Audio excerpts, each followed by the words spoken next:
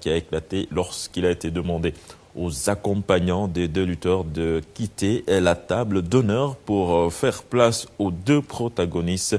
Ils ont tout bonnement refusé et le sang a une nouvelle fois coulé. Donc on peut dire en échec, encore en échec du face-à-face Yekini Balla Gaye numéro 2. Et pour en parler, nous avons en ligne Abdul Aziz Mbaye, chroniqueur de lutte ici à TFM. Alors Abdul Aziz, bonsoir. Bonsoir. Alors Abdul Aziz, que vous inspire à ces événements qui se sont passés cet après-midi au Radisson? Mais une désolation à la vue de ces images-là, tout le monde est vraiment désabusé. Ça prouve nettement que les acteurs de la lutte ne sont pas encore conscients de leur statut. Et ensuite, un manque d'organisation terrible parce que je pense pour une conférence de presse, on n'a pas besoin de tout un monde. On a besoin des journalistes et des acteurs qui posent des journalistes et des acteurs, des journalistes qui posent des questions auxquelles doivent répondre obligatoirement ces acteurs.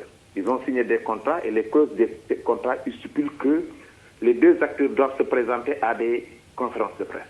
Je pense que la responsabilité est exclusivement supportée par le promoteur, qui n'a pas su tirer les conséquences qu'il fallait lors de leur premier face-à-face qui a été un échec.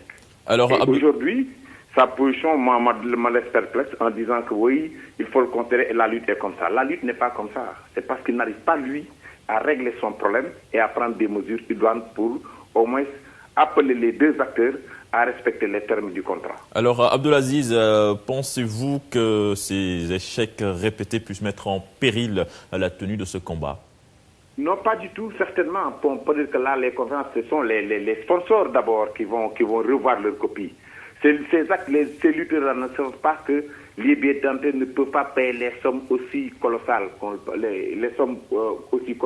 dit. Alors, ce sont les sponsors qui soutiennent les promoteurs et qui payent le reste. Mais s'il s'agit tout simplement de payer le billet pour aller au stade et payer les lutteurs, ben non, on n'arriverait pas à le faire. Donc, il appartient aux sponsors d'abord de revoir leur collaboration avec les promoteurs et la lutte en va partir. Parce que ici, les lutteurs ne savent pas du tout respecter des termes de contrat et je pense que le combat est signé au niveau du CNG. C'est sûr qu'ils vont se présenter à l'heure indiquée au stade et le combat aura bel et bien lieu. Le fait qu'il y ait échec au niveau des signatures de contrat ne veut pas dire que vous regardez sur les images la brutalité des agents de sécurité. Là, je dis que c'est effarant et ça ne rend pas la lutte du tout. Voilà, Abdul Aziz Mbaye, merci à Khalifa Diakhaté.